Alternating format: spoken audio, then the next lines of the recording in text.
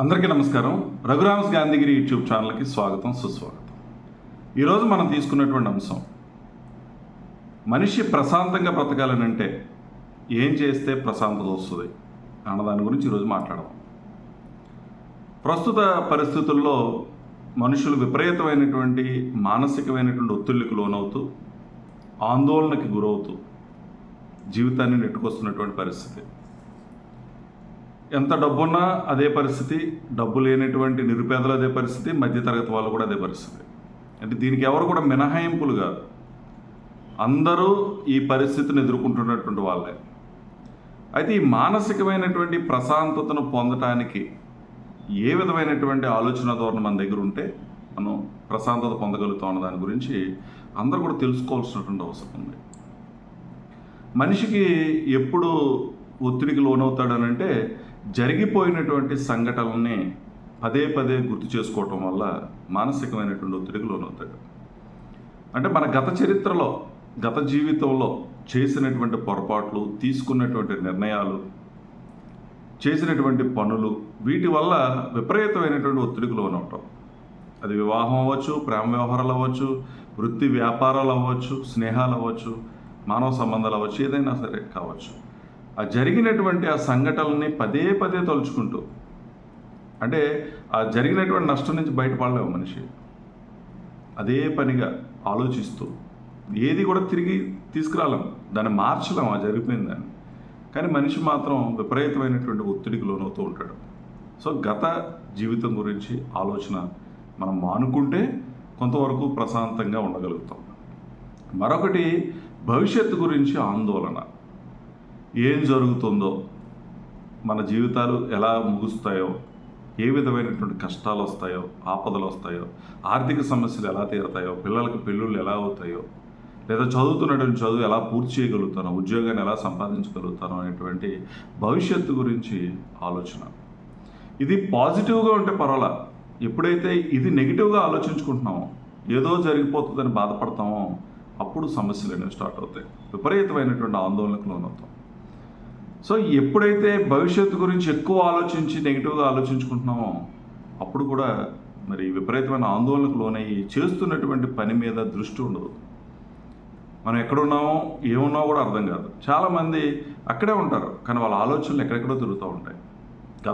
గతంలోకి వెళ్ళిపోతారు, భవిష్యత్తులోకి వెళ్ళిపోతారు, వర్తమానాన్ని మర్చిపోతారు. సో మనిషి మానసికంగా ప్రశాంతంగా బ్రతకాలి అంటే ఈ గత జీవితాన్ని విడిచిపెట్టగలిగి భవిష్యత్తు మీద ఆశావహ దృక్పథంతో, పాజిటివ్ ఆలోచనతో కనుక మనిషి ఉండగలిగితే కొంతవరకు ప్రశాంతత అనేది పొందగలుగుతాం. అంటే గత జీవితంలో ఉన్నటువంటి మన ఆలోచనలు తీసుకొచ్చి వర్తమానంలో పెట్టాలి, భవిష్యత్తులో ఉన్నటువంటి ఆలోచనలు తీసుకొచ్చి వర్తమానంలో పెట్టాలి. ఎప్పుడైతే ఈ వర్తమానాన్ని మనం తెలుసుకోగలుగుతామో, ప్రజెంట్లో బ్రతకగలుగుతామో, ఖచ్చితంగా మన గతం బాగుంటుంది, మన భవిష్యత్తు కూడా బాగుంటుంది, మనిషికి ప్రశాంతత అనేది ఉంటుంది. అందుకని వర్తమానాన్ని యాక్సెప్ట్ చేయడం నేర్చుకోండి.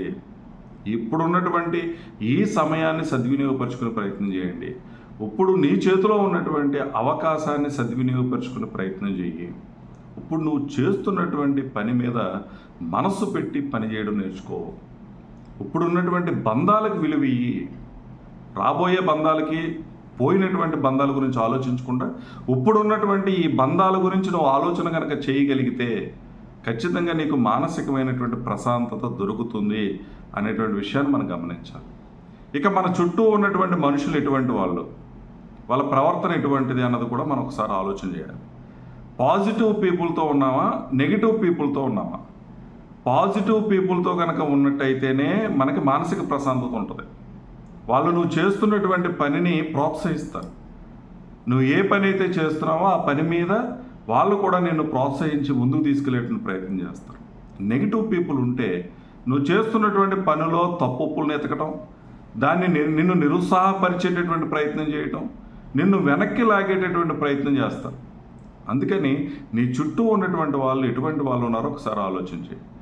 మరొకటి, నిన్ను ప్రోత్సహిస్తున్నటువంటి వాళ్ళు ఎవరు, నీకు స్ఫూర్తిగా నిలిచినటువంటి పెద్దలు ఎవరు, నీ శ్రేయోభిలాషులు ఎవరు, వాళ్ళ యొక్క సపోర్ట్ తీసుకోవడం అనేది చాలా ప్రధానమైన అంశం.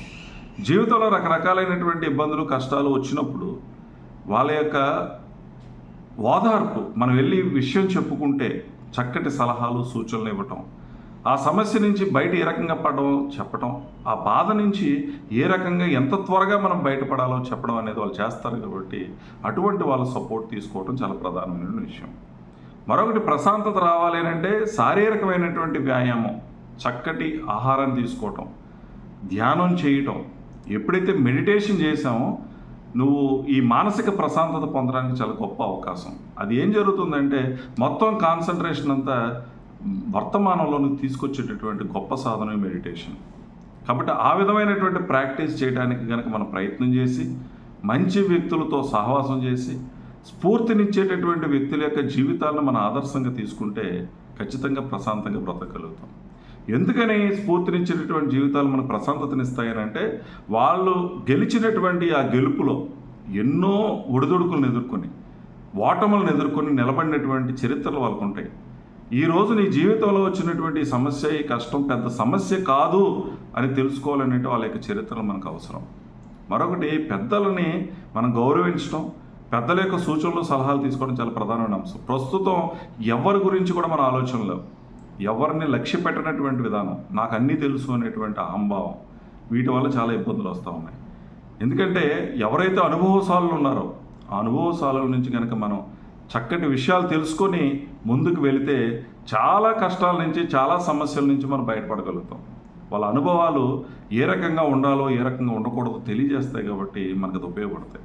కాబట్టి మానసిక ప్రశాంతత ఉండాలి అని అంటే ప్రజెంట్లో బ్రతకడం నేర్చుకోండి. గెలుపోటముల్ని సమానంగా తీసుకోగలిగినటువంటి స్థితికి రండి. ఎప్పుడైతే స్థితప్రజ్ఞత కలిగి ఉన్నామో చాలా సమస్యలకు పరిష్కారం అనేది దొరుకుతుంది. కష్టాలు, నష్టాలు, బాధలు అన్నీ వస్తాయి. అట్ ది సేమ్ టైం జీవితంలో ఆనందకరమైనటువంటి క్షణాలు ఉంటాయి, విజయాలు ఉంటాయి అనేటువంటి వాస్తవం కూడా గ్రహించగలిగి ఈ రెండింటినీ సమాన స్థితిలో తీసుకోగలిగినటువంటి మానసిక స్థితికి మనం రాగలిగితే ఖచ్చితంగా మానసిక ప్రశాంతత అనేది దొరుకుతుంది. కాబట్టి ప్రశాంతంగా ఉండగలిగితే ఎటువంటి సమస్యనైనా మనం పరిష్కరించుకోగలుగుతాం, చక్కటి ఆలోచనలు చేయగలుగుతాం, సత్కర్మలు చేయగలుగుతాం. ఆందోళనలో తీసుకున్నటువంటి నిర్ణయాలు, ఒత్తిడిలో తీసుకున్నటువంటి నిర్ణయాలు సరైనటువంటి నిర్ణయాలుగా ఉండవు. ఎందుకంటే పూర్తి స్థాయిలో అన్ని విషయాలు పరిశీలించి మనం నిర్ణయాలు తీసుకోవడం అనేది అక్కడ సాధ్యపడదు. కాబట్టి ఇబ్బంది వస్తుంది. కాబట్టి ప్రశాంతంగా ఉండడానికి ప్రయత్నం చేయండి. ఓపిక, సహనం అనేది మనిషికి చాలా అవసరం.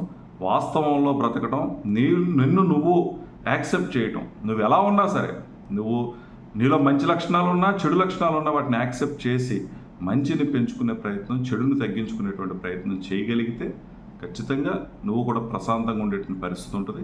కాబట్టి వర్తమానంలో బ్రతకడానికి ప్రయత్నం చేయండి. మానవ సంబంధాలకు విలువ ఇవ్వండి, పెద్దల్ని గౌరవించండి, చిన్నల్ని ఆదరించండి. ఇలా గనక మన జీవితం ఉంటే సత్కర్మలు చేసుకుంటూ మంచి ఆలోచనతో ముందుకెళ్తాం, ప్రశాంతంగా జీవించగలుగుతాం. కష్ట సుఖాలు అనేది జీవితంలో సర్వసాధారణమైనటువంటి వాస్తవాన్ని మనం గ్రహించగలిగితే అంతా మంచి జరుగుతుంది. ఏ మనిషికైనా డబ్బు కొంతవరకు సపోర్ట్ చేసినట్టుగా కనిపిస్తుంది, ధైర్యాన్ని ఇస్తుంది డబ్బు ఉంటే. కానీ ఒక మనిషికి ఇచ్చేటటువంటి నమ్మకం చాలా గొప్పది.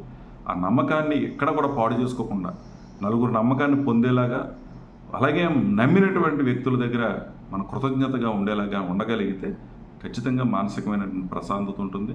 మనుషులకి సమయాన్ని ఇచ్చి, వాళ్ళకి విలువ ఇచ్చి, గౌరవాన్ని ఇచ్చి పుచ్చుకుంటే మనిషి ప్రశాంతంగా జీవించేటటువంటి పరిస్థితి ఉంటుంది. కాబట్టి ఈ విషయాలన్నింటినీ గమనించి మీ జీవితంలో అన్వయించుకొని అందరూ కూడా ప్రశాంతంగా జీవించాలని కోరుకుంటూ, ఓపికగా ఈ వీడియో చూసిన ప్రతి ఒక్కరికి పేరు పేరున ధన్యవాదాలు తెలియజేస్తూ సెలవు తీసుకుంటా ఉన్నాను.